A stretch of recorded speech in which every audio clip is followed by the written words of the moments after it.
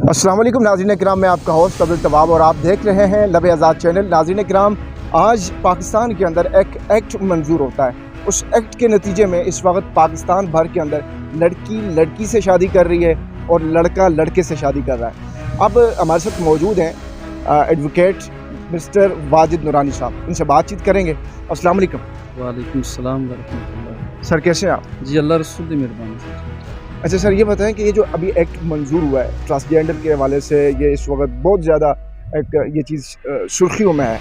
अब इस चीज़ को लेके वो लोग बड़े खुश नज़र आ रहे हैं जो लड़का लड़के से शादी करना चाहता है और लड़की लड़की से करना चाहती है, और पाकिस्तान भर में ऐसा हो भी चुका। असल में बात यह है कि हम सब बेसिकली मुसलमान हैं और हमें कुरान करीम फुरकान हमीद को फॉलो करना चाहिए।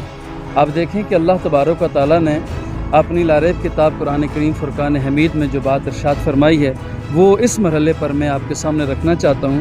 परवरदिगार आलम ने सूरह रूम की आयत नंबर 30 है, इसमें इरशाद फरमाया है फ़अक़िम वजहक लिद्दीन हनीफ़ा फ़ितरतल्लाहिल्लती फ़तरन्नास अलैहा ला तब्दीला लिख़ल्क़िल्लाह ज़ालिकद्दीनुल क़य्यिम वलाकिन्न अक्सरन्नास ला यअलमून।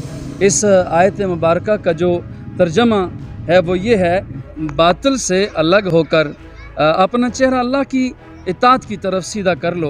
ये अल्लाह की पैदा की हुई फितरत है जिस पर उसने लोगों को पैदा किया है, और अल्लाह के बनाए हुए में तब्दीली न करना यही सीधा दीन है, मगर बहुत से लोग नहीं जानते। मेरे भाई, असल में बात ये है कि ये जो बिल असम्बली में पेश हुआ, मंजूर हुआ, कानून बना, इसमें अल्लाह ताला की जो बनाई हुई फितरत है लोगों ने उससे तब्दील करने की कोशिश की है, और अल्लाह ताला की जो फितरत को तब्दील करता है वो अल्लाह ताला का महबूब कभी नहीं हो सकता। मैं आपको तारीख़ी हवाला भी पेश करना चाहता हूँ कि हज़रत लूत अलैहिस्सलाम के ज़माने में यही कुछ हुआ था कि लोगों ने अपनी फितरत को फॉलो नहीं किया बल्कि गैर फितरी फ़ैल की तरफ वो चले गए थे।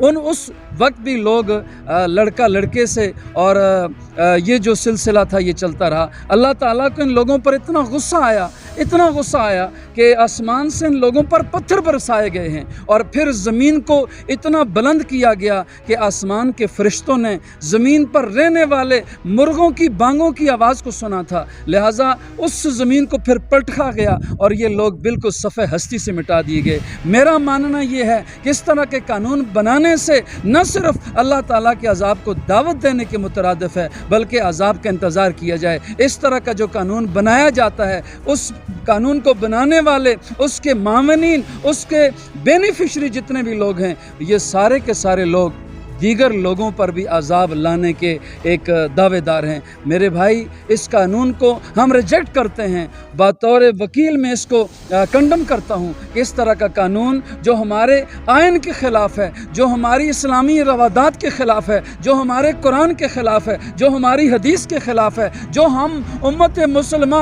हमारे ख़िलाफ़ है, ये कानून पाकिस्तान में नहीं बनाया जा सकता, ना ही इस कानून को हम चलने देंगे। लेकिन यहाँ पे एक चीज़ मैं आपसे ये भी पूछना चाहूँगा कि जो उलमा इकराम और रसूलुल्लाह सल्लल्लाहु अलैहि वसल्लम की ज़ात के ऊपर एक नुक्ता आने पर इतने ज़्यादा अफसरदा होते थे, वो इतने बेबाक अंदाज से रैलियाँ और जुलूस की शक्ल इख्तियार कर जाते थे। आज उसी मोहम्मद के दीन के ऊपर ये हमला है ना, तो आज वो उलमा इकराम कहाँ पे हैं, वो क्यों नहीं आ रहे? मेरा ये मानना है कि उलमा इकराम को बल्कि सिर्फ उलमा ही नहीं बल्कि हर मुसलमान को इस पर आवाज़ बुलंद करनी चाहिए। नहीं, अब जो हमारे मज़हब के अंदर जैसे हम समझते हैं कि हमारे इमाम, हमारे रहबर और हमारे रहनुमा हमारे इस माशरे के उलमा इकराम हैं, तो जब उलमा इकराम ही खामोश हो जाएंगे, हम क्या तसव्वुर करें कि उन्होंने क्या उनके साथ मुकम्मल शराकत की अख्तियार की है?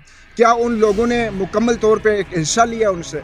क्या प्रॉब्लम है, क्यों नहीं बोल रहे वो? अभी खादिम नज़ीर साहब के साहबजादे हैं और मौलाना फजल रहमान साहब हैं या दीगर उलमा इकराम जो असम्बलियों के अंदर बैठे हुए हैं, उन लोगों की ज़ुबानों पे ताले क्यों हैं? सर, आप एक मजहबी एतबार से भी आपको अगर देखा जाए तो आप माशाल्लाह पढ़े लिखे हैं और मज़हब को फॉलो करने वाले हैं, आप भी हमारे लिए एक पेशवा और एक रहनुमा है। आपकी क्या नज़रिया, क्या सोच है इसमें? सर, आवाज़ तो ये सवाल जो आपका बन रहा है ये तो यकीनी तौर पे उनसे होना चाहिए कि आप उनसे पूछें कि वो आवाज़ क्यों नहीं बुलंद कर रहे।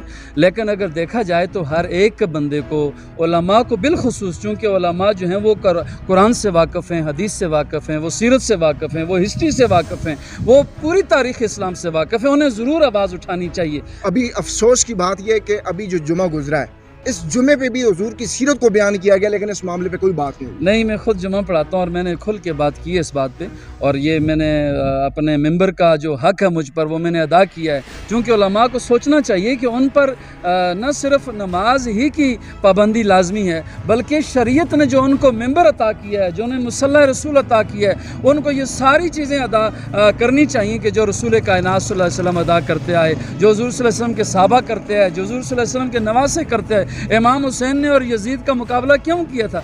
वजह वहाँ यही थी कि वो इस्लाम के ख़िलाफ़ था और इमाम हुसैन अलैहिस्सलाम इस्लाम के हलमबरदार थे। आज उलमा को वही हुसैनी किरदार अदा करने की ज़रूरत है, बिलखुसूस उलमा के लिए और बिलअमूम में जुमला मुसलमानों के लिए। और फिर आप देखें ना, पाकिस्तान किसके लिए बनाया गया है? पाकिस्तान दीन का किला है। पाकिस्तान का मतलब क्या? ला इलाहा इल्लल्लाह। अगर इस पाकिस्तान में इस तरह के कानून मारज़ वजूद में आ जाएंगे तो भाई फिर हमें सोचना पड़ेगा कि पाकिस्तान जिस मकसद के लिए बनाया था वो मकसद बहुत दूर चला गया है। अब पाकिस्तान का सिर्फ एक मकसद जो हमें समझ आ रहा है, हमारे हुक्मरानों के इस रवैये से समझ आ रहा है, इनके किरदार से समझ आ रहा है, वो मकसद सिर्फ ये है कि वो मगरब को खुश करना चाहते हैं, यहूदियों को खुश करना चाहते हैं। लेकिन उनकी तवज्जो में इस आयत की तरफ भी दिलाना चाहता हूँ कि अल्लाह रब्बुल आलमीन ने बरमला इरशाद फरमाया कि ना यहूदी तुमसे राज़ी होंगे, ना ईसाई तुमसे राज़ी होंगे, हत्ता कि तुम इनकी मिलत की पैरवी करोगे तो ये राज़ी होंगे। लिहाजा मेरे भाइयों,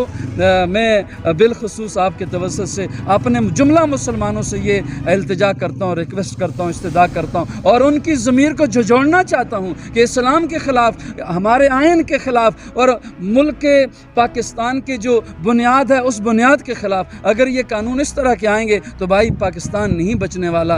अब पहले ही बारिशों ने हमें तंग किया हुआ है, सैलाब ने तंग किया है, मुसीबतों ने तंग किया है, तो ये एक और चीज़ है कि जो अल्लाह ताला के अज़ाब को हम दावत देने के लिए जा रहे हैं। लिहाजा बहैसियत मुस्लिम हम ये कहना चाहते हैं कि इस तरह का कानून नहीं बनाना चाहिए और न ही हम चलने देंगे। बहुत बहुत शुक्रिया, थैंक यू सो मच जी। तो नाज़रीन इकराम, इस वक्त एडवोकेट साहब हमारे साथ मौजूद थे। इनकी गुफ्तगू का लुब्बे लबाब बिल्कुल आपके सामने है और मैं आखिर में यही कहना चाहूँगा कि आपको हिम्मत है इमाम आज़म अबू हनीफा रहमतुल्लाह ताला अलैह, वो हिम्मत चाहिए और हम्बली हौसला चाहिए। अब आपके पास यही ऑप्शन है कि आप एक सिरात मुस्तकीम है और एक वो रास्ता है जो गुमराही का है। आप किसको चुनते हैं, किसको चूज़ करते हैं, और अल्लाह की बारगाह में दुआ है कि अल्लाह पाक हमें हदायत के रास्ता नसीब फरमाए और गुमराही के रास्ते से अल्लाह पाक हमें बचाए। इस वक्त दीजिए इजाज़त अब्दुल तवाब को। इंशाअल्लाह नेक्स्ट फिर दोबारा किसी नए चेहरे के साथ किसी नए मुकाम पे दोबारा मुलाकात करते हैं। अल्लाह हाफ़िज़।